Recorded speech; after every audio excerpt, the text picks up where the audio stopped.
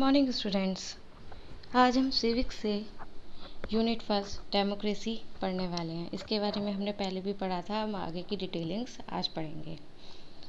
तो जैसा कि हम जानते हैं कि हमारे जो इक्वलिटी और डेमोक्रेसी की बात जो उठाई थी वो B.R. अम्बेडकर ने उठाई थी। तो इन्होंने क्या कहा था, it is disgraceful to live at the cost of one self respect. Self respect is the most vital factor in life. अपने आत्मसम्मान को दांव पर लगाकर जीवित रहना अशोभनीय है। आत्मसम्मान जीवन का सबसे ज़रूरी हिस्सा है, इसके बिना व्यक्ति नगण्य है। To live worthy with self respect one has to overcome difficulties. It is out of hard and ceaseless struggle alone that one drive strength, confidence and recognization. इसके बिना व्यक्ति नगण्य। सम्मान के साथ जीवन बिताने के लिए व्यक्ति की कठिनाइयाँ विजय प्राप्त होती है। केवल कठिन और निरंतर संघर्ष से ही व्यक्ति बल, विश्वास और मान्यता प्राप्त कर सकता है। मनुष्य नाशवान है। हर व्यक्ति की किसी न किसी दिन को मरना है, परंतु व्यक्ति को यह संकल्प लेना चाहिए कि वह अपने जीवन का बलिदान आत्मसम्मान के उच्च आदर्शों को विकसित करने और अपने मानव जीवन को बेहतर बनाने के लिए करेगा।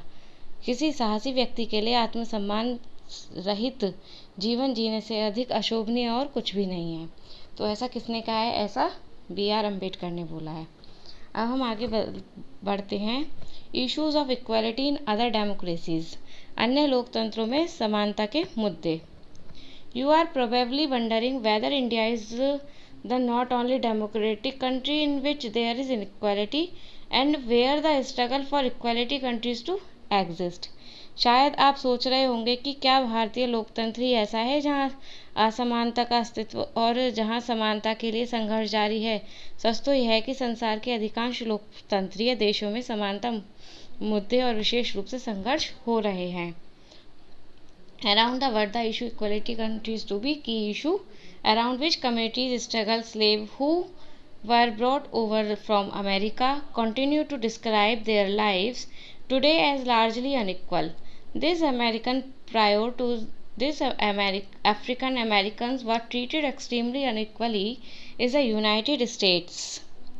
तो हम जानते हैं कि उदाहरण के लिए संयुक्त राज्य अमेरिका और अफ्रीका लोग जिनके पूर्वज गुलाम थे और अफ्रीका में लाए गए थे, वे आज भी अपने जीवन का मुख्य रूप से समान बताते हैं। जबकि 1950 के अंतिम दशक में अफ्रीकी अमेरिकनों को समान अधिकार दिलाने के लिए आंदोलन हुआ था।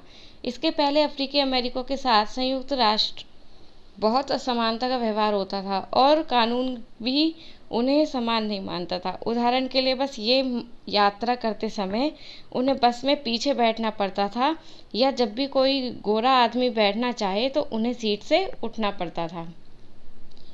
अब हम बात करेंगे किसकी? सिविल राइट मूवमेंट्स की, नागरिक अधिकार आंदोलन। The Civil Rights Act of 1964 prohibits discrimination on the basis of race, religion, national origin. 1964 के नागरिक अधिकार अधिनियम ने नस्ल, धर्म और राष्ट्रीय मूल के आधार पर भेदभाव को निषेध कर दिया। इसमें यह भी कहा गया कि अफ्रीकन अमेरिकन बच्चों के लिए सब स्कूल दरवाजे खोले जाएंगे। Would no longer have to attend separate school specially set up for them. However, despite this, a majority of African Americans continue to be among the poorest in the country. और यह नहीं होगा कि इनके लिए अलग से कोई स्कूल बने जो विशेष रूप से केवल उन्हीं के लिए खोले गए थे। इतना होने के बावजूद भी अधिकांश अफ्रीकी अमेरिकी गरीब हैं। Government schools that have fewer facilities and poorly qualified teachers as compared to white students who either go to private school or live in areas where the government schools are highly rated as private schools.